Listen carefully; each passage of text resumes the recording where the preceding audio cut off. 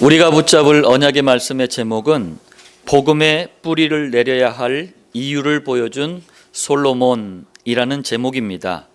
우리 지난 시간에는 이제 다윗에 대해서 좀 봤고 그의 아들 솔로몬을 통해서 오늘 중요한 또 언약의 말씀을 붙잡고자 합니다. 요즘 성경에도 없는 이상한 말들이 이 다른 교회 다니는 분들 보니까 막 이렇게 떠돌고 있더라고요. 이게 복음을 깊게 뿌리 내리지 못하면은 헷갈릴 수도 있겠다, 이런 생각이 좀 들기도 들어요. 그렇지만 복음 안에 있으면 아무것도 아닌 얘기인데 이분들은 굉장히 심각하게 생각을 하더라고요. 그러니까 무슨 얘기냐면, 야, 우리가 죄사함 그거 아무렇게나 받는 거 아니야. 그거 쉽게 받는 거 아니야. 어떻게 죄사함을 함부로 받아? 네가 여태까지 어릴 때부터 지금까지 지은 모든 죄를 다 토설해내야 돼. 토설이란 말 아세요? 이실직고 한다는 얘기예요. 감춰있던 거 다 고백한다는 얘기예요. 제가 이렇게 말씀드립니다. 여러분 기억력이 그렇게 좋다면 그렇게 하세요. 그러나 그건 불가능한 일입니다. 우리는 한 주간에 있었던 일도 잘 기억이 안 날 때가 많아요. 어릴 때부터 여태까지 지은 죄를 어떻게 다 기억을 해냅니까? 그리고 죄사함을 어떻게 그렇게 받는다고 성경 어디에 써 있습니까? 여러분들, 우리는 이 모든 많은 죄를 다 고백하지 않더라도 예수 믿는 순간 다 끝난 줄 믿으시길 바랍니다. 왜 우리 주님도 기억하지 않는 그 죄를 왜 자꾸 들춰서 자꾸 기억을 하려고 합니까? 사단의 가르침이에요. 이전 것은 지나갔으니 보라 새 것이 되었도다. 새 것 된 자답게 복음의 축복을 누리시길 바랍니다. 제가 간혹가다 그런 얘기를 해요. 좀 뻔대가 되라. 경상도 사투리로 좀 뻔뻔해져라. 왜요? 우리가 받은 죄사함은 아무 대가가 없었어요. 그냥 거저 받은 겁니다. 그러니까 선물이라고 말씀하신 거예요. 이 선물을 너무 큰 거를 받았으니 우리가 지난 날 과감하게 떨쳐버리고 좀 뻔뻔해지시길 바랍니다. 이 복음의 뿌리를 내리지 못하면 아무것도 아닌 일들이 우리를 헷갈리게 만들어요. 자, 오늘 우리가 이제 추수감사주의를 앞두고 오늘 성찬식을 거행을 하는데 서론입니다. 교회에서 성례라는 표현을 써요. 이제 거룩한 예식, 성례라는 표현을 쓰는데 성례라고 할 때는 두 가지입니다. 하나는 세례식입니다. 또 하나는 성찬식이에요. 자, 오늘 성찬식에 대해서 조금 서론적으로 말씀을 드리겠습니다. 이 성찬식을 도대체 누가 만들었죠? 성찬식은 예수님께서 원죄 사단 지옥을 해결하는 그리스도로 오셨잖아요. 이 그리스도의 일을 이루신 곳이 십자가입니다. 그 십자가 지시기 전날에, 그러니까 처형되기 전날에 예수님께서 직접 정해주신 성례가 성찬이에요. 그러니까 우리가 만든 게 아닙니다. 우리 주님이 정해주신 거예요. 다시 말씀드리면 예수님의 몸을 상징하는 게 떡입니다. 그러니까 한국식으로 번역을 해서 떡이지 정확한 번역은 빵이 맞아요. 자, 그리고 예수님이 십자가에 흘리실 피를 상징하는 게 포도주입니다. 자, 이걸 예수님이 직접 나눠주시면서 내가 곧 그리스도다. 예수님만이 그리스도이시다. 십자가에서 그리스도의 일을 이루실 분은 나뿐이다. 이걸 다시 한번 가르쳐 준 예식이 성찬이에요. 그러니까 여러분들, 예수가 그리스도인 줄 모르면은 성찬식의 의미를 모르는 거예요. 자, 이날 성찬식에 함께했던 제자들을 중심으로 세워진 교회가 초대교회입니다. 초대교회 때부터는 그래서 본격적으로 성찬식을 거행을 했어요. 정확히 말하자면은 매주마다 하는 게 더 맞습니다. 성경대로 하자면. 그래서 저기 약간 조금 작은 교단인데 그리스도 교단은 매주마다 해요. 자, 그리고 예수님께서는 이 성찬식을 내가 다시 재림할 때까지 계속 이어져 나가라 이렇게 부탁하셨어요. 그래서 지금도 교회마다 횟수는 다르게 하지만 매년마다 성찬식을 거행합니다. 그리고 저희 임마누엘 교회는 부활절날 그리고 추수감사주일날 이게 2번 성찬식을 거행합니다. 의미들을 아시고 참여하시길 바랍니다. 또 2번째로 성찬식에 대한 다양한 이론들이 있어요. 제가 대표적인 이론 2가지만 말씀드리겠습니다. 첫 번째로 성경을 가지고 그리스도를 막는, 참 이거는 사단의 작품이에요. 그리스도를 막는 흑암단체가 천주교입니다. 천주교에서 또 만들어낸 성찬 이론이 화채설이에요. 여러분들 나눠드린 페이퍼에 보시면은 화채, 될 화자에다가 몸채자 썼어요. 화채설입니다. 이게 무슨 말이냐면은 성찬식을 할 때 우리가 빵과 포도주를 나누잖아요. 그 여러분들이 그 빵과 포도주를 먹고 마시는 순간 예수님의 살과 피로 변한다는 거예요. 말이 됩니까? 저는 성찬식이 있는 그 한 주간에는요, 목장들도 다 하기 때문에 한 대여섯 번 이상 하거든요. 그러면은 제 몸과 살이 다 예수님으로 바뀌겠네. 말도 안 되는 주장을 하는 거예요, 지금. 자, 성경과 비교적 맞는 이론이 이 2번째입니다. 스위스의 종교 개혁자예요. 쯔빙글이라는 분이 기념설, 기억하고 생각한다라는 기념설을 만들었습니다. 이 기념설이 뭐냐면은 예수님께서 원죄사단 지옥을 해결하기 위해서 그리스도로 오시지 않았느냐, 그분이 십자가에서 온몸을 상하시고 피 흘리지 않으셨느냐, 희생당하지 않으셨느냐, 이것을 성찬식을 통해서 잊지 말라고 기념하게 하신 것이다. 이게 기념설이에요. 어느 건이 맞는지는 여러분들이 선택하시길 바랍니다. 자, 3번째입니다. 그럼 우리가 성경을 봐야 되겠어요. 성경은 성찬식에 대해서 이렇게 말씀합니다. 성찬식을 우선 직접 정해주신 분이 예수님이라 그랬잖아요.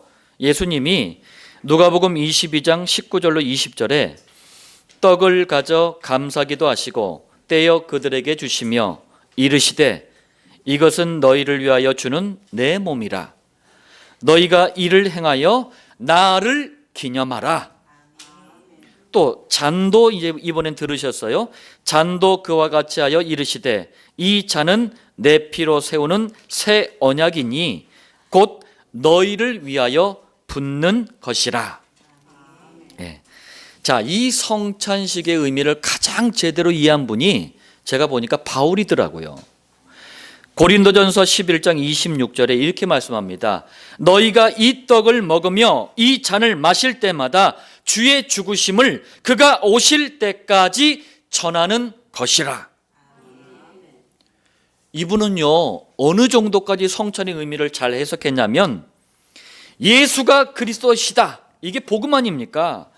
이 복음을 성찬식을 통해서도 전해라. 야, 이거 참 얼마나 제대로 깨달은 겁니까? 이게 기념한다는 의미예요. 자, 그래서 오늘 성찬식에 참여하시는 모든 성도님들은 각별한 메시지를 가지고 참여하시길 바랍니다. 자, 본론 첫 번째입니다.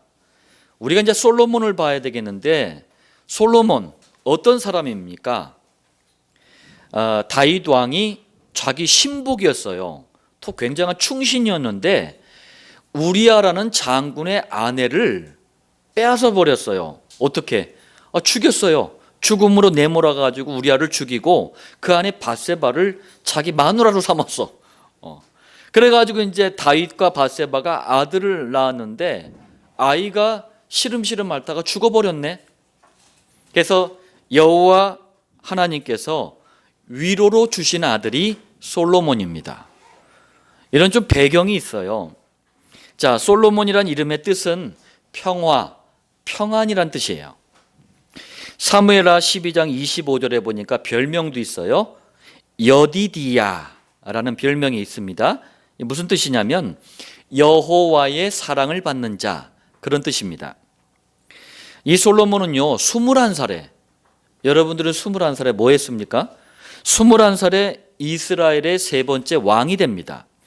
그래서 BC라는 말이 Before Christ예요. 예수님 오시기 전, 이런 뜻입니다. 961년에서 922년까지 약 40년간을 이스라엘을 통치합니다. 자, 이 솔로몬은요 그리스도를 상징하는 성전 건축을 하길 원했던 아버지가 있었단 말이에요. 그분이 다윗 왕이에요. 다윗 왕의 소원대로 왕이 되자마자 약 7년 동안의 공사를 합니다. 그 공사를 해가지고 성전을 건축하는데 그 장소가 모리아 산이에요. 어서 많이 들어보셨죠? 아브라함이 이삭을 드린 산이 모리아 산이에요. 이 성경에는 장소에도 굉장한 의미들이 있습니다. 이 모리아 산에 이스라엘 최초의 성전이 건축됩니다.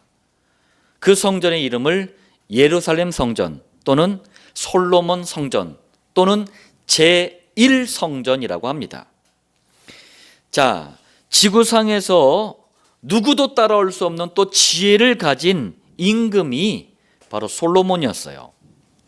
열왕기상 4장 29절에서 30절 보니까 하나님이 솔로몬에게 지혜와 총명을 심히 많이 주시고 솔로몬의 지혜가 동쪽 모든 사람의 지혜와 애굽의 모든 지혜보다 뛰어난지라.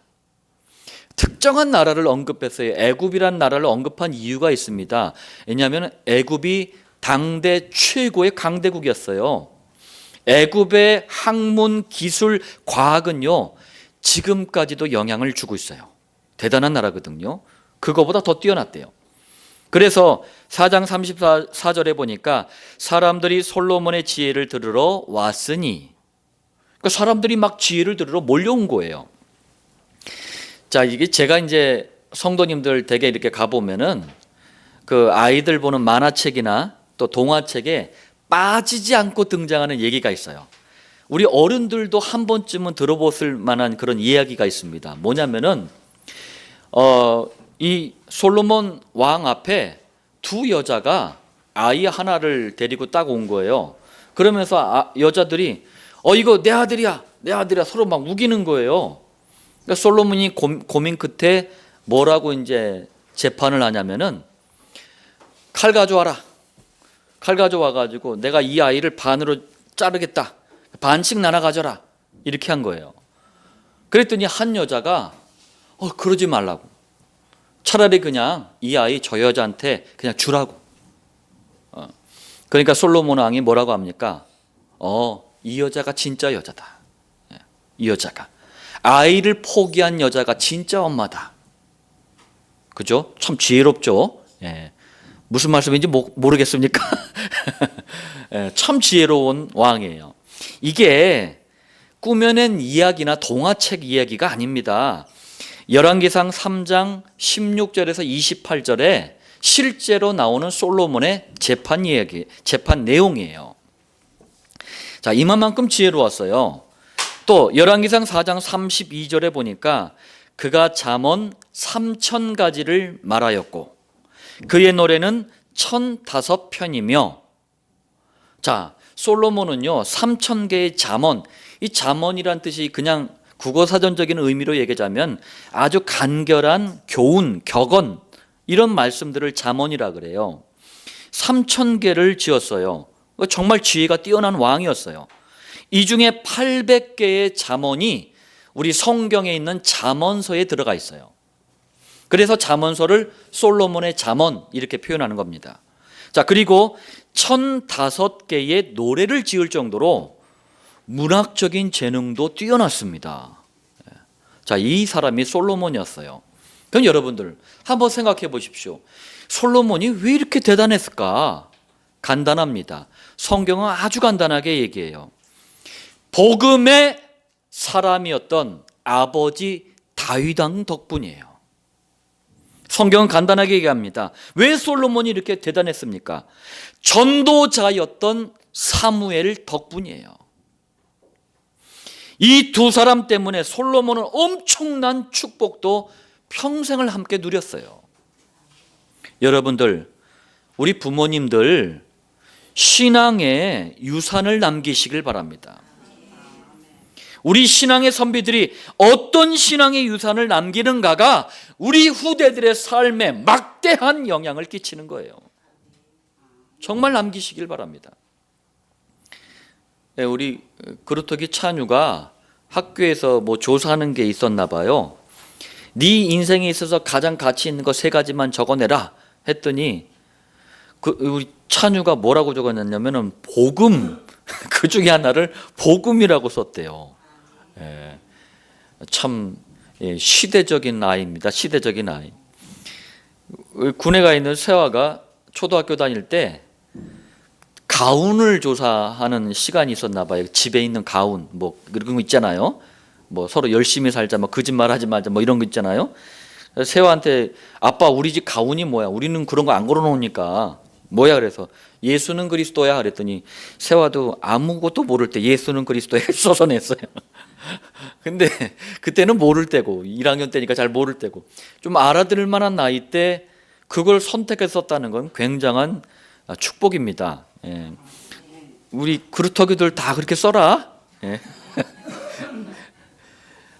자, 어떤 축복을 누리나 한번 보겠습니다. 첫 번째로 원죄를 해결하는 복음의 유산 때문에 솔로몬 때에는요 엄청난 경제적인 풍요로움을 누렸어요. 열왕기상 4장 20절에 보니까 유다와 이스라엘의 인구가 바닷가에 모래같이 많게 되매, 여러분들 국가 전체가 지금 인구가 급증해 버린 거예요. 그럼 제일 뭐가 문제가 생깁니까? 먹는 게 문제가 생기는 거예요. 그런데 먹고 마시며 즐거워하였으며, 무슨 말이냐? 오히려 먹을 게 넘쳐나온 거예요. 경제가 대단했던 거죠. 4장 22절에 보니까 솔로몬의 하루의 음식물은, 이 말이 뭐냐면요, 솔로몬과 그 왕궁에 있는 사람들이 단 하루 만에 먹어치우는 음식물의 양을 그 다음에 써놨습니다. 가는 밀가루가 30고루요, 굵은 밀가루가 60고루요, 살찐 소가 10마리요, 초장의 소가 20마리요, 양이 100마리이며 그 외에 수사슴과 노루와 암사슴과 살진 새들이었더라. 솔로몬 혼자서 다 먹은 거 아닙니다. 하루 동안에 왕궁에 있는 사람들이 이걸 먹은 거예요. 그런데 학자들이 이걸 조사는 계산을 해보니까 이 정도 하루 동안에 동시에 그것도 배부르게 치우려면 14,000명에서 15,000명이 있어야 된대요. 그 대단한 겁니다. 이럴 정도로 경제적인 부흥을 본 거예요. 여러분들에게도 동일한 응답이 있길 바랍니다. 두 번째로, 사단을 이기는 복음의 유산 덕분에 정치적으로도 안정을 이루었어요. 4장 25절에 보니까 솔로몬이 사는 동안에 유다와 이스라엘이 단에서부터 부엘세바에 이르기까지, 여러분들 성경에 곳곳마다 단에서부터 부엘세바까지 이런 표현이 많이 나와요.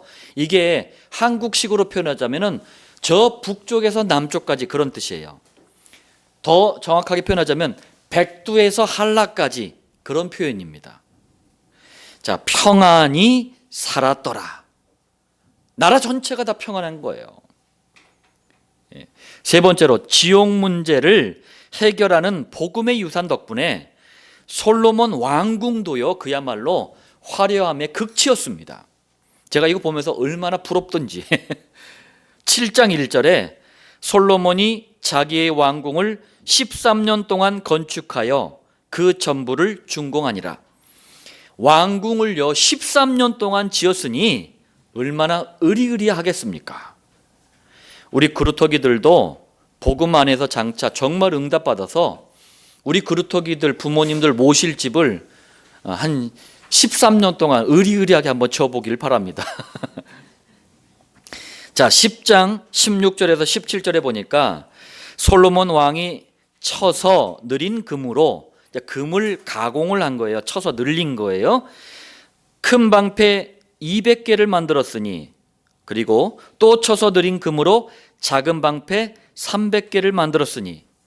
그러니까 그냥 방패만 만들어도 대단한데 거기다 순금을 입혀버린 거예요. 그것도 큰 방패 200개, 작은 방패 300개, 500개를 금 방패로 만들어가지고 그냥 왕궁에 자랑하듯이 쭉 늘어놓은 거예요. 10장 18절에 보니까 왕이 또 상아로 큰 보좌를 만들고 정금으로 입혔으니. 여러분들, 솔로몬 왕이 앉는 왕자, 왕이 앉는 자리를 왕좌라고 하잖아요. 왕자를 상아로 만든 것도 대단해요. 상아가 뭡니까? 코끼리 상아, 코끼리 그 이빨을 상아라고 하잖아요. 그게 가격이 어마어마하게 비싸요. 예나 지금이나 귀한 겁니다. 근데 그것도 모자라서 거기에다가 순금을 덮어 씌운 거예요. 예, 부러우면 지는 겁니다. 근데 부러워. 10장 21절에 보니까 솔로몬 왕이 마시는 그릇은 다 금이요. 그러니까 싹 다 금이에요. 은 기물이 없으니 솔로몬의 시대에 은을 귀히 여기지 아니함은. 왕궁에서 쓰는 모든 그릇이 싹 다 황금 그릇이에요. 여러분들, 이때만 해도 은은요, 이 은이 굉장히 귀중한 보물 대접을 받았던 때예요. 그런데 금이 워낙 많다 보니까 보물 취급도 못 받아. 자, 또요, 네 번째 보니까 본질적인 저주를 해결하는 복음의 유산 덕분에 이스라엘은요, 국제 외교 분야에도 강국이었어요. 아주 강대국이었어요. 11장 3절에 보니까 왕은 후궁이 700명이요 첩이 300명이라. 우리 남자분들이 이런 말 딱 하면 굉장히 부러워하더라고요. 예, 하나로 충만하시길, 만족하시길 바랍니다. 예, 1000개가 되면 헷갈립니다. 이게 무슨 말이냐면요, 당시에는 결혼을 통해서 외교 관계를 맺은 거예요. 결혼을 통해서 동맹도 맺어요. 이걸 정략 결혼이라 그래요. 자, 정략 결혼을 할 때 왕가의 딸들을 이제 보내거든요. 그러니까 왕의 집안 딸들을 시집 보내는 거예요. 근데 누구에게 보내겠습니까? 약소국한테 보내는 게 아니에요. 상대 나라가 강대국일 때 정략 결혼을 시키는 거예요. 자, 여러분들, 이것만 딱 보면은 너무 부러워. 그런데 이게 어떻게 왔다고요? 복음의 사람 아버지 다윗, 전도자 사무엘 때문에 온 축복이었어요. 근데 본론 세 번째입니다. 안타까운 일이 벌어진 거예요.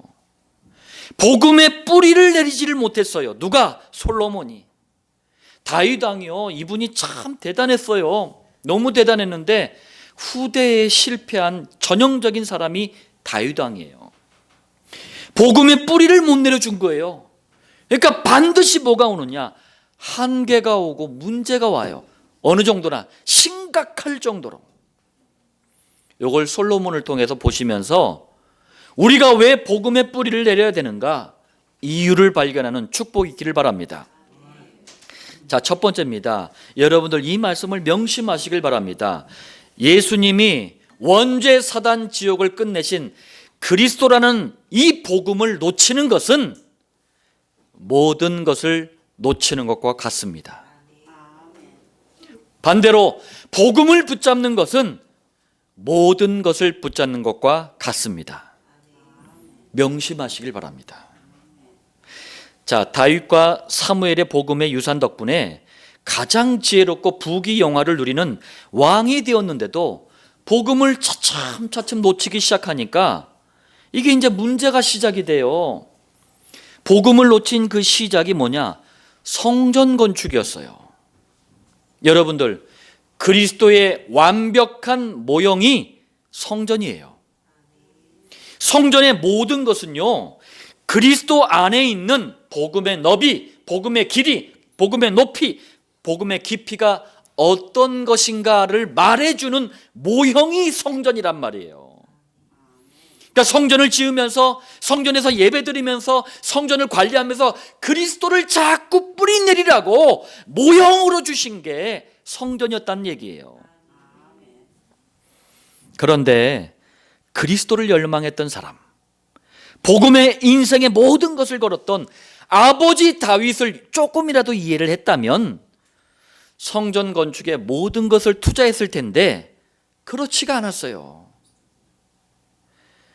6장 38절에 솔로몬이 7년 동안 성전을 건축하였더라. 성전 건축 기간이 나왔어요. 7년입니다. 그런데 7장 1절에 솔로몬이 자기의 왕궁을, 여호와의 성전이 아니라 자기의 왕궁을 13년 동안 건축하여 그 전부를 준공하니라. 자기를 위한 왕궁은 13년 동안 정성껏 지은 거예요. 아니 목사님 또는 아니 하나님 뭐 그럴 수도 있는 거지 뭐 그런 거 가지고 째째하게, 단순히 성전 건축 기간의 차이를 말하는 게 아닙니다. 뭘 말하는 거예요? 성전이 뭡니까? 참된 성전이신 그리스도를 성전이라고 하지 않습니까? 기간의 차이를 두었다는 얘기, 거의 2배 가까이 차이가 났어요. 이게 무슨 얘기입니까? 그만큼 그리스도가 잘 안 깨달아졌다는 얘기예요. 그리스도에 대해서 대강 뿌리를 내렸다는 얘기예요. 복음의 뿌리를 못 내린 거예요. 그러니까 관심이 아버지 다윗하고 너무 달랐어요. 무슨 얘기인지 들려주시길 바랍니다. 두 번째로 오늘 본문은요, 열왕기상 11장 1절로 11절은요, 복음의 뿌리를 내리지 못하면 반드시 오는 문제와 한계와 문제의 심각성을 말씀하고 있어요. 보시길 바랍니다. 아버지 다윗처럼 복음에 대해 깊이 알지 못했어요. 복음의 뿌리를 못 내렸어요. 그러니까 가장 먼저 영적인 부분이 어두워져 버려요. 그러면은 육신적인 부분만 자꾸 발달합니다. 교회가요, 복음을 자꾸 강단에서 선포하지 않잖아요. 그럼 희한해요. 교인들이 육신적인 부분만 자꾸 발달해요. 제가 현장에서 목장을 통해서, 전도를 통해서 처음 만나는 교인들 보면 공통점이 있어요. 목사님을 그렇게 잘 섬겨, 교회에 그렇게 헌신 봉사를 많이 해. 그런데 복음만 몰라. 비슷한 얘기예요. 11장 1절에 솔로몬 왕이 바로의 딸 외에 이방의 많은 여인을 사랑하였으니, 2절에 솔로몬이 그들을 사랑하였더라. 이 사랑한다는 말이 뭐냐면요, 성적으로만 사랑한 것을 말하는 거예요. 성적으로. 그러니까 온통 성적인 욕구에만 잡혀버린 거예요. 그걸 2번씩이나 말씀하셔요. 그러니까 이 육신적인 부분만 발달하게 돼 있습니다. 또 복음의 뿌리를 내리지 못하니까 영적인 부분을 전혀 못 봐요. 그럼 뭐 어떻게 되겠습니까? 그러면은 본격적인 우상 숭배가 일어나게 되는 거예요. 4절에 솔로몬의 나이가 많을 때에 그의 여인들이 그의 마음을 돌려 다른 신들을 따르게 하였으므로, 단순히 나이 많이 들어서 늙었다라는 얘기가 아닙니다. 한계가 왔다는 얘기예요. 한계가 온 거예요. 한계가. 그럼 마음을 돌린 여인들은 누굽니까? 1절에 애굽의 바로의 딸들, 그리고 모압, 암몬, 에돔, 시돈, 헷 여인들이었어요. 자, 이 여인들이, 이거 일부러 나열해 놓은 거예요. 이 여인들이 얼마나 심각한지 이 여인들이 섬겼던 우상을 보면 알 수가 있어요. 5절에 시돈 사람의 여신 아스다롯을 따르고, 아스다롯은요, 이 가나안 땅, 이스라엘이 정복한 이 가나안 땅의 풍요의 여신이었어요. 이 여신이 상징하는 게 섹스입니다. 성의 성, 그리고 다산, 많이 낳는 거, 아이 많이 낳는 거, 전부 다 성에 관계된 거예요. 그래서 이 아스다롯에게 제사한 후에는 음란한 행위를 사제들과 거기에 참여한 사람들이 벌였어요. 또 5절에 암몬 사람의 가증한 밀곰을 따름이라. 암몬 사람의 민족신이 밀곰입니다. 밀곰. 이 밀곰이라는 그 우상 앞에 제사를 드릴 때는요, 아이들 있잖아요, 아이들을 데려와 가지고 목욕시킨 다음에 거기다가 바쳤어요. 인신 제사를 드렸다는 얘기예요. 이렇게 참혹한 일들을 한 거예요. 지금 7절, 모압에 가증한 그모스를 위하여 예루살렘 앞 산에 산당을 지었고. 예루살렘이 어떤 땅입니까? 그리스도가 오실 땅 아닙니까? 지금 여기서 벌려진 일들이에요. 이게 이 모압 민족의 수호신이 그모스예요. 태양의 신이고 전쟁의 신입니다. 또 7절에 암몬 자손의 가증한 몰록을 위하여 그와 같이 하였으며, 몰록은요 밀고마곡 똑같은 우상이에요. 또 8절에 그가 또 그의 이방 여인들을 위하여 다 그와 같이 한지라 그들이 자기의 신들에게 분향하며 제사하였더라. 무슨 얘기입니까? 1000명이나 되는 후궁들이 싹 다 우상 숭배하도록 길을 활짝 열어준 거예요. 이러면서 나라 전체가, 이스라엘 전체가 복음이 사라져버리고 우상 숭배로 덮여버립니다. 세 번째로, 이 그리스도 곧 복음의 뿌리를 내리지 못한 결과를 보겠습니다. 너무 치명적이에요. 여러분들, 전쟁만큼 참혹한 일은 없어요. 우리 부모님 세대들 중에 전쟁을 겪으신 분들이 있어요. 너무 참혹합니다. 그런데 이 전쟁이 끊이질 않고 계속 일어났어요. 11장 14절에 여호와께서 에돔 사람 하닷을 일으켜 솔로몬의 대적이 되게 하시니, 전쟁이 일어난 거예요. 23절, 하나님이 또 전쟁을 일으키신 거예요. 엘리아다의 아들 르손을 일으켜 솔로몬의 대적자가 되게 하시니, 전쟁이 끊이질 않는 겁니다. 26절, 솔로몬의 신하 느밧의 아들 여로보암이 또한 손을 들어 왕을 대적하였으니. 여러분들, 훗날 솔로몬이 죽어요. 그리고 솔로몬의 아들 르호보암이 왕이 됩니다. 이때 바로 방금 얘기한 여로보암이 반역을 일으켜요. 그래서 10지파를 데리고 북이스라엘, 거기에 왕이 돼버립니다. 그리고 유다와 베냐민 두 지파만 남은 남유다가 이렇게 둘로 분열이 돼버려요. 나라가 둘로 쪼개져 버려요.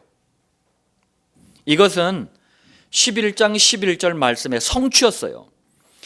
여러분들, 하나님의 말씀은 나쁜 거든 좋은 거든 다 성취가 됩니다. 여러분들은 축복된 언약의 성취 위에 서 있길 바랍니다. 안 좋은 쪽으로 성취가 됐어요. 내가 반드시 이 나라를 네게서 빼앗아 네 신하에게 주리라. 이스라엘을 분열시키고 북이스라엘의 왕이 된 사람이 여로보암이었는데, 이 여로보암은 원래 솔로몬의 신하였다니까요.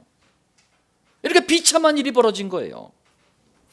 문제와 환난, 위기, 고난이 꼬리에 꼬리를 물고 계속해서 찾아온 거예요. 다시 한번 말씀드립니다. 복음의 뿌리를 얼마나 어떻게 내리느냐, 이거는요 당대와 후대가 살고 죽는 문제가 여기에 달려 있습니다. 저는 이 말씀을 믿습니다. 이만큼 중요해요. 자, 결론의 말씀을 드리겠습니다. 여러분들 스스로 한번 질문해 보시길 바랍니다. 11장 4절에 그의 하나님 여호와 앞에 온전하지 못하였으니, 여러분들, 뭐가 여호와 하나님 앞에 온전하지 못한 겁니까? 뭐가 도대체? 6절에 솔로몬이 여호와의 눈앞에서 악을 행하여, 여러분들, 도대체 무엇이 여호와 하나님 앞에 악을 행하는 겁니까? 9절에 여호와께서 그에게 진노하시니라. 무엇이 여호와 하나님이 진노하시는 일이냐고요? 이 질문을 자꾸 종교적으로, 육신적으로, 율법적으로 생각하면 답이 안 나와요. 교회 다니는 분들 중에서 내가 맨날 거짓말하고 남한테 잘못하고 했는데 이런 나를 하나님이 벌하지 않겠습니까? 하나님이 이런 나를 얼마나 온전하지 못하게 보겠습니까? 이런 말들을 하는데 그렇지 않습니다. 그냥 좀 하면 어떻습니까? 일부러 할 필요는 없지만 어떻게 상황이 그렇게 되다 보면 할 수 있지 않아요. 하는 거지 뭐 어떻게 해요? 우리 연약한데. 하나님이 이것 때문에 지금 이런 말씀들을 쭉 나열한 게 아닙니다. 말씀드리겠습니다. 복음의 뿌리를 내리지 못하고 다른 것에 자꾸 뿌리를 내리는 것이 여호와 하나님 앞에 온전하지 못한 거예요. 복음의 뿌리를 내리지 못하고 다른 믿음에 잡힌 상태가 여호와 하나님 앞에 악한 일입니다. 복음의 뿌리를 내리지 못하면 반드시 오는 결과가 여호와 하나님의 진노예요. 자, 그런데 복음은 언제나 기회가 있습니다. 여러분들 감사하시길 바랍니다. 하나님이 우리랑 똑같은 수준이라면 저 진작 이 지구 떠나야 돼요. 여러분들 다 진작에 벌써 이제 다 그 땅속으로 다 들어갔어야 돼요. 근데 복음은 기회가 있어요. 2절에 여호와께서 일찍이, 이 말은 뭡니까? 잘 생각해 보세요. 이 여러 백성에 대하여 이스라엘 자손에게 말씀하시기를, 그러니까 일찍이 진작에 기회를 줬다는 얘기예요. 야, 이거 우상 숭배하는 민족에 섬기면은 이거 치명적이야. 미리 기회를 줬다는 얘기예요. 하나님은 오늘도 이 예배를 통해서, 이 강단 말씀을 통해서 여러분들에게 미리 경계하시는 거예요. 미리 회복의 기회를 주시는 거예요. 솔로몬에게도 복음의 뿌리를 내릴 기회를 여러 번 주셨어요. 9절 보세요. 여호와께서 일찍이 2번이나 그에게 나타나시고, 우리의 연약함과 무능함을 아시기 때문에 늘 기회를 주셨다니까요. 이때 빨리 돌이켜서 복음을 뿌리를 내리면 된단 말이에요. 솔로몬은 이걸 못한 거예요. 여러분들 이런 어리석은 자리에 서지 마시길 바랍니다. 살아계신 여호와 하나님이 인간 구원을 위해서 사람의 아들로 오셨습니다. 그분의 이름이 예수님이에요. 예수님이 마태복음 6장 28절 29절에 이렇게 말씀하십니다. 들의 백합화가 어떻게 자라는가 생각하여 보라. 솔로몬의 모든 영광으로도 입은 것이 이 꽃 하나만 같지 못하였느니라. 여러분들 한번 객관적으로 생각해 보세요. 들에 그냥 허다하게 펴있는 백합화하고 솔로몬이 가졌던 그 부귀영화하고 비교가 됩니까? 그런데 우리 주님은 거꾸로 말씀하셔요. 이게 비교가 안 된대. 오히려 백합화가 더 낫대. 무슨 얘기입니까? 엉뚱한 거 붙잡고 솔로몬처럼 헤매지 말고 빨리 복음의 뿌리를 내리라는 말씀이에요. 복음의 기회가 있을 때 빨리 붙잡고 하나님이 원하시는 신앙의 본론, 신앙의 결론을 향해서 달리라는 얘기예요. 우리는 망설일 이유가 없습니다. 복음의 기쁜 뿌리를 내리고 복음의 역사를 향해서 달려가는 여러분들 되시길 바랍니다. 예. 제가 이제 저희 어머니나 우리 여기 어르신들을 딱 뵐 때마다 시간이 참 빨리 간다는 생각이 들어요. 저도 제 나이를 생각하니까 어느덧 제가 이제 20대에 접어들었어요. 얼마나 이게 시간이 빨리 가는지 모르겠어요. 예. 자, 이 빠른 시간에 하나님은 우리에게 중요한 것들을 주셨어요. 그게 복음입니다. 이 복음의 기쁜 뿌리를 내려서 솔로몬의 과오가 아니라 다윗이 또 후대를 제대로 남기지 못했던 그런 과오가 아니라 요셉처럼 바울처럼 가장 귀중한 응답의 증인들 되시길 예수님 이름으로 축복합니다.